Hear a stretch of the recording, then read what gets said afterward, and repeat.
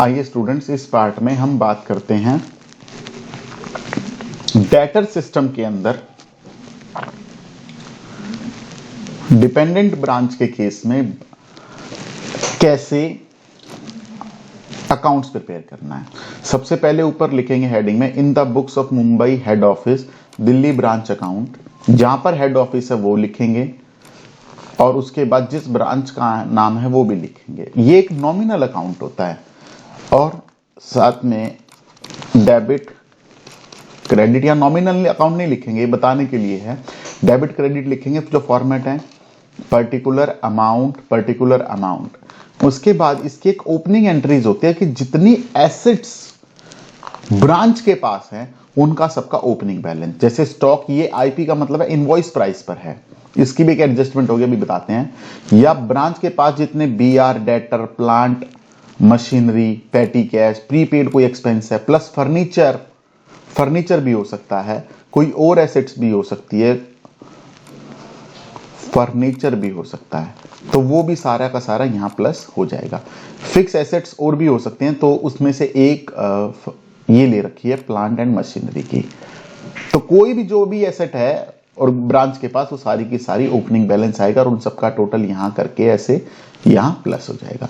ऐसे ही credit side में सारी लायबिलिटीज आएंगी। बैलेंस ये गलत है, यहां पर बैलेंस बीडी होना चाहिए, ठीक है, ये मिस प्रिंटिंग है।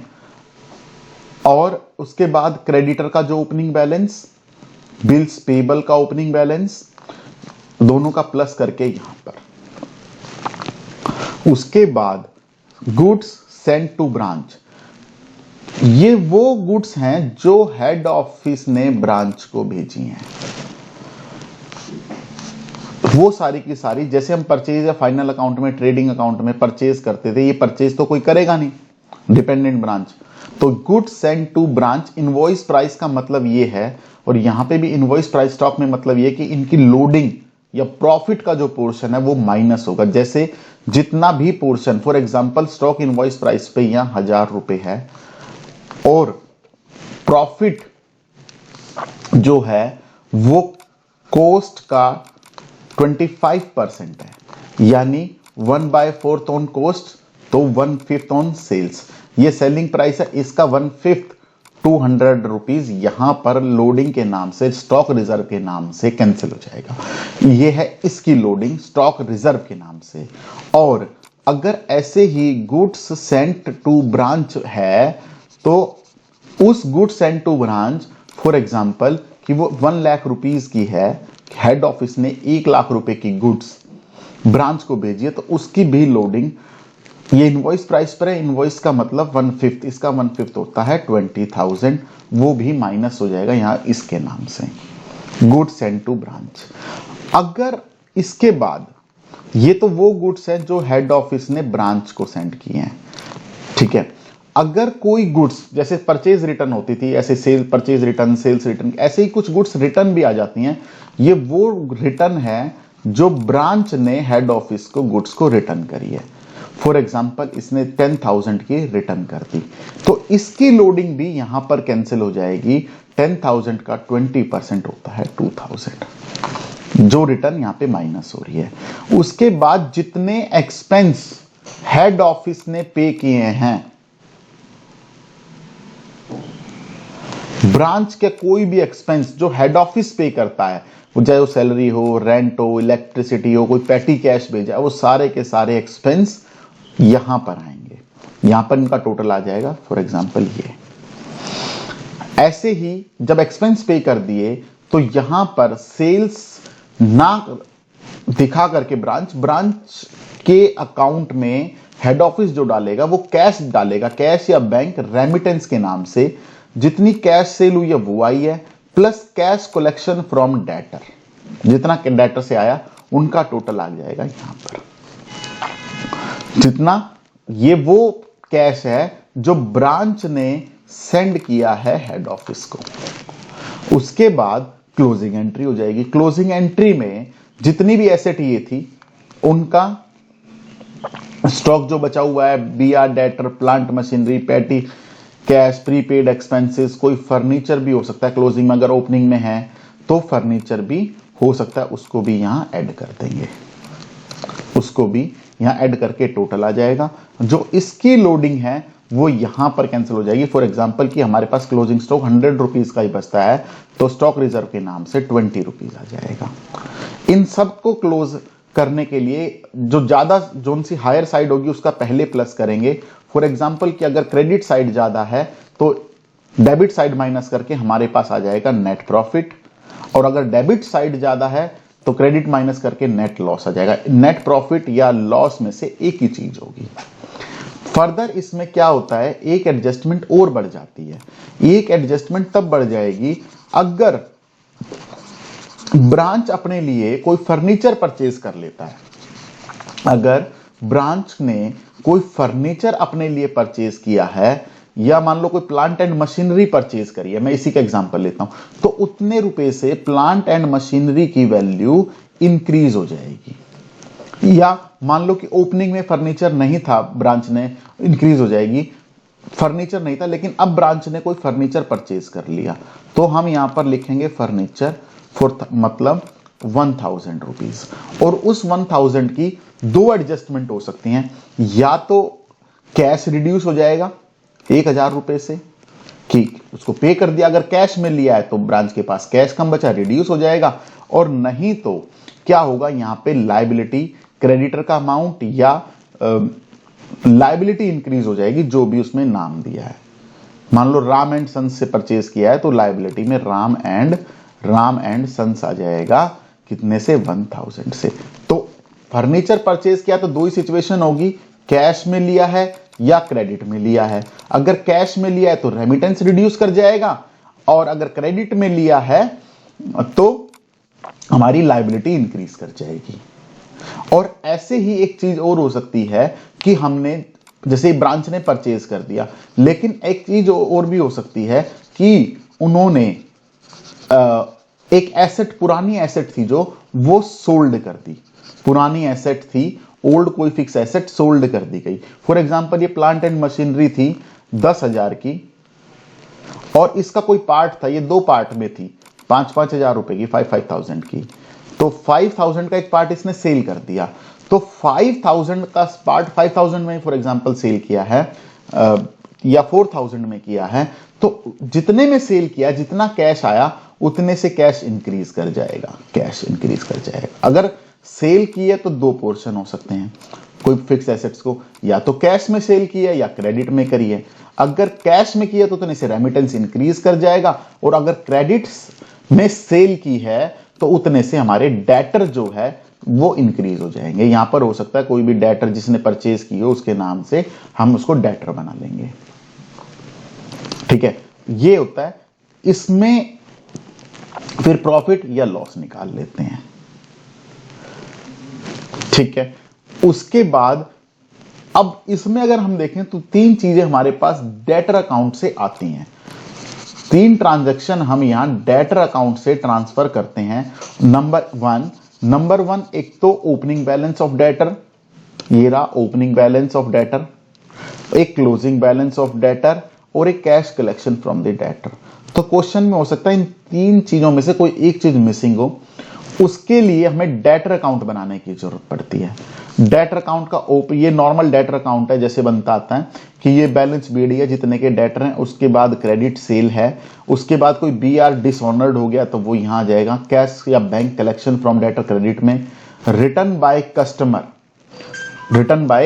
कस्टमर, और बीआर जो रिसीव हुआ वो, प्लस कोई बैड डेट्स हुआ है, डिस्काउंट अलाउड हुआ है, या प्रोविजन फॉर डाउटफुल बनाया है वो, बैलेंस सीडी। इसकी तीन इंफॉर्मेशन कौन कौन सी जो हमारे डेटर अकाउंट में शिफ्ट हो जाएंगी। एक तो ये इंफॉर्मेशन चाहिए हमें, एक ये इंफॉर्मेशन चाहिए, और एक ये इंफॉर्मेशन चाहिए।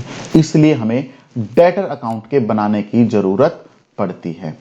दूसरा, डेटर अकाउंट सिस्टम के अंदर क्या चीजें होती हैं।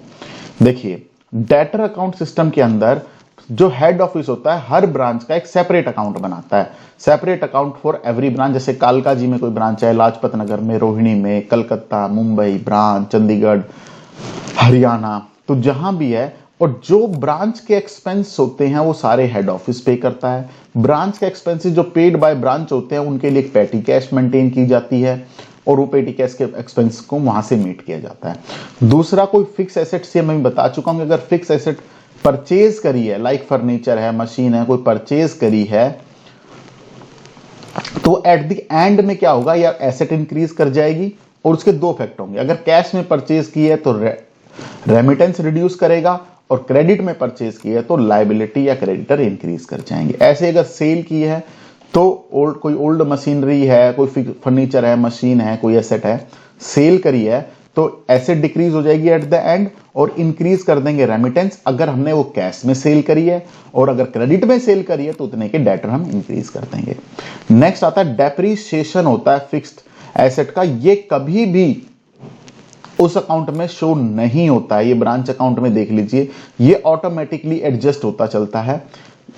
अगर क्वेश्चन में ये गिवन है कि आपका प्लांट एंड मशीनरी 10,000 से है और 10% रेट ऑफ डेप्रीशिएशन है, तो हम यहां पे जो क्लोजिंग वैल्यू है वो ऑलरेडी माइनस करके लिखेंगे 9,000, और इससे क्रेडिट में गई 9,000, डेबिट में आए 10,000, तो ऑटोमेटिकली डेबिट में 1,000 आ चुके हैं।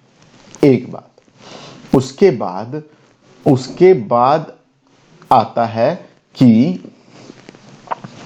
सेल्स के केस में कोई सेल्स नहीं होता, वो और रेमिटेंस मतलब कैश सेल और कैश कलेक्शन फ्रॉम कस्टमर या डेटर जो भी आया है वो उसको हम करते हैं। जो बैड डेट्स है, डिस्काउंट टू डेटर है, रिटर्न बाय कस्टमर है, प्रोविजन फॉर डाउटफुल डेट है, या बैड डेट्स है, कोई प्रोविजन बनाया, ब्रांच अकाउंट में नहीं आता, ये ऑटोमेटिक एडजस्ट होता है। दूसरा आता है कि only returns by branch to head office will be in the branch account. अभी मैं बताता हूं, ब्रांच 3 तरीके की होती हैं।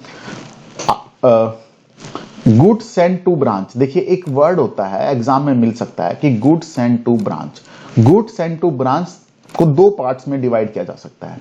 Number 1 goods received by branch और goods received from head office. यानी goods send to the branch वो है जितनी की हेड ऑफिस ने ब्रांच को भेज दी हैं, जितनी वो भेज चुका है। लेकिन गुड्स रिसीव्ड बाय ब्रांच वो होती हैं जो एक्चुअल में मिली है। तो कुछ गुड्स क्या होती हैं, ट्रांसपोर्टेशन में होती हैं।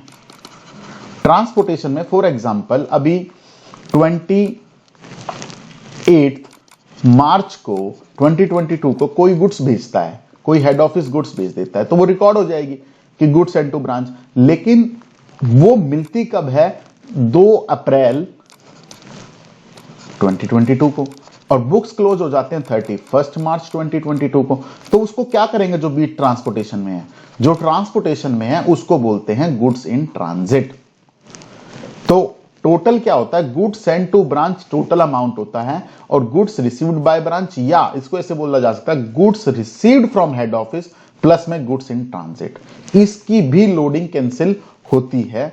अगर हमारे क्वेश्चन में ये गिवन है, यहां पर देखिए कि यहां पर अगर आया है goods received from head office, तो हम यहां पे इसमें ऐड करेंगे गुड्स इन ट्रांजिट, और उस गुड्स इन ट्रांजिट की भी लोडिंग इस तरफ कैंसिल होगी।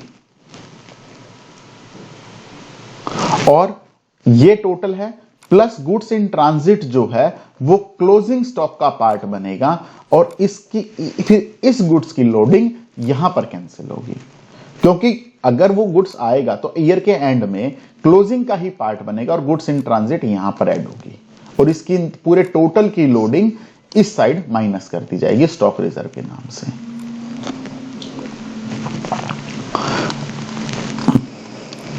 नेक्स्ट क्या होता है कि इसका कुछ लिमिटेशन है कि इसमें बाइफर्केशन नहीं पता कि ग्रॉस प्रॉफिट हमारा no bifurcation of profit into gross profit और नेट प्रॉफिट, कि ग्रॉस प्रॉफिट कितना, लेस प्रॉफिट, इसमें तो नेट प्रॉफिट ही मिलता है डायरेक्ट। और जो डिटेल्स हैं regarding sales return, discount allowed, discount received, bad debts, depreciation, ये इस अकाउंट में ना शो हो करके अपने रिस्पेक्टिव अकाउंट में होती है।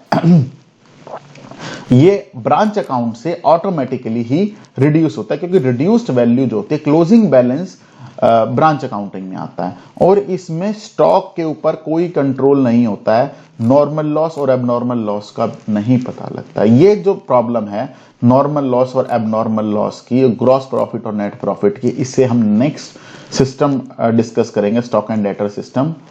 तो उसमें ये चीजें क्लियर हो जाती हैं, उसमें टोटल आता है। हम एक बात यहां पर ये कर रहे थे अब गुड्स इन ट्रांजिट के बाद कि देखिए 3 तरह की ब्रांच होती हैं, 3 तरह की रिटर्न होती है।